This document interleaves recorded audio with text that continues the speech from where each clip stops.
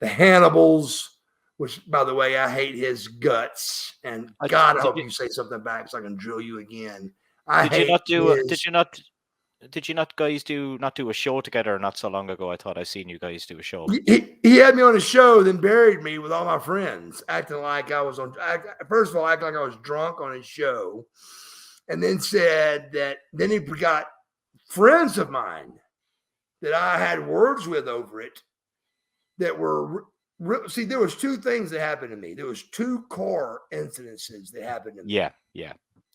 I had a guy that I can't talk about it, but long story short, an incident happened, and I was ran through a MARTA bus station bathroom, which sent me to the hospital and caused everything that's happened to me with the repair of my patellar tendon and me being out for a year from wrestling, which at the same time, COVID happened.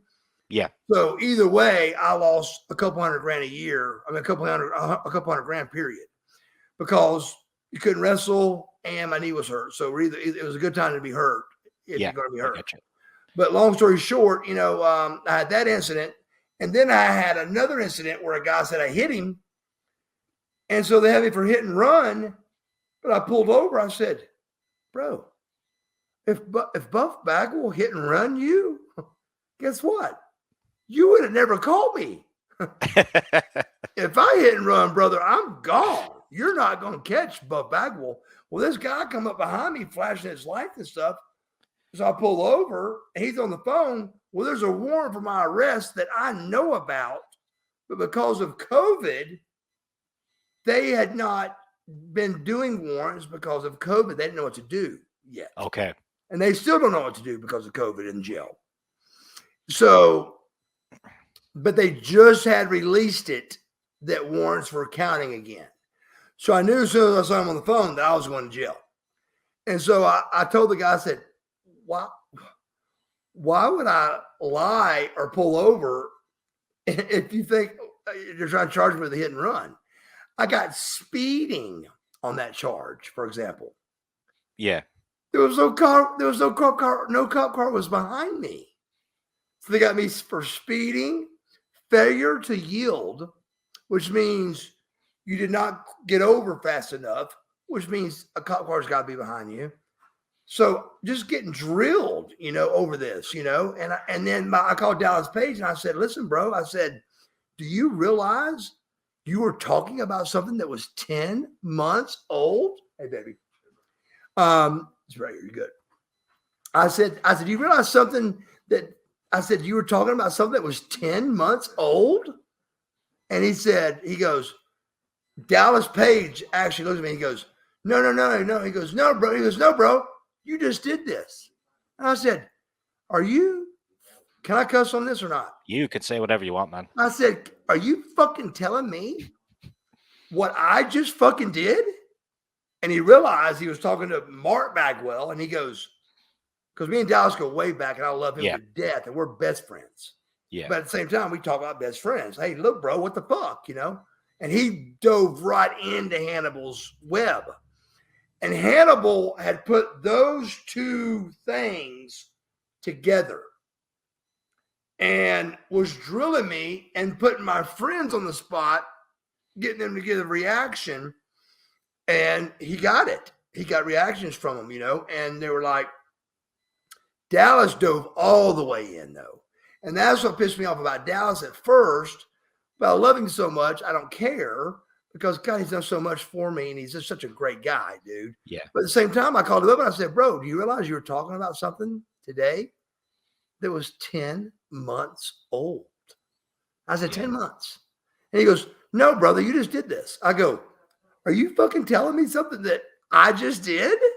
Yeah. And he goes, "Well, didn't you?" And I go, "I'm trying to tell you, you're talking about something today and you did it that was 10 months fucking old." And he was I seen you God, I'm so sorry. I seen you address this on TMZ when TMZ. Yeah, they let me get a rebuttal. Yeah. And you said, "This is what happened." I think it was 9 months ago at the time, because you kept saying it was 9 months ago. It was. And then you took off your shirt and you said, "Look, I'm in great condition." Of course. the big story that I heard over here in Ireland lately was the one about you saying that WWE wouldn't let you enter into their rehab. Hey, What's the story behind that, man? it's huge, brother. It's a big, gigantic deal, and it's Yeah. something that Dallas doesn't want me to really, it just there's no reason to involve anybody's name in this right now except just the Yeah. facts. The Yeah. facts are to make it as humble and as nice as it is, which is the truth. The truth is, I was reaching out for what they offer, which is help.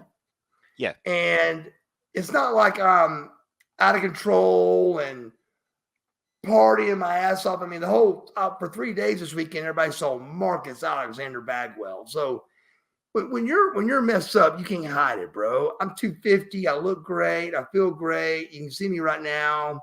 No slurred speech. No drunk. No, I'm Mark Bagwell. I'm just Yeah. buff when the camera's on. You know what I'm saying?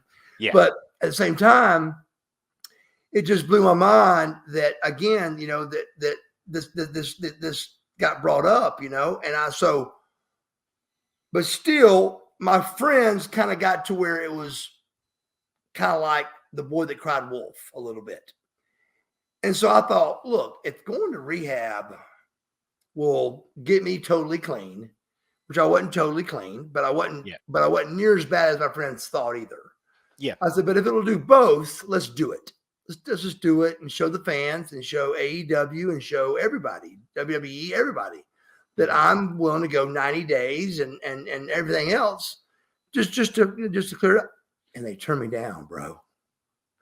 They turn me down. And then they make it about because I sued them. And I said, well, I promise you I'm not the only one. Well, once you do your homework on it, I'm not the only one that sued them and got turned down, but for whatever reason, they turned me down, and a guy named Bill Killar is his name. It's like pronounced killer, but his name is Killar is how you spell it, Kilar, and his name's Bob Killar. And but he is kind of the guy that helps guys get to in between to make sure. And we just knew for a fact I was going to be able to go to rehab, and they called back and said no. And so, believe it or not, to my knowledge, and I'm waiting for somebody out there to please contact me or let me know, I am the only one that has ever been turned down.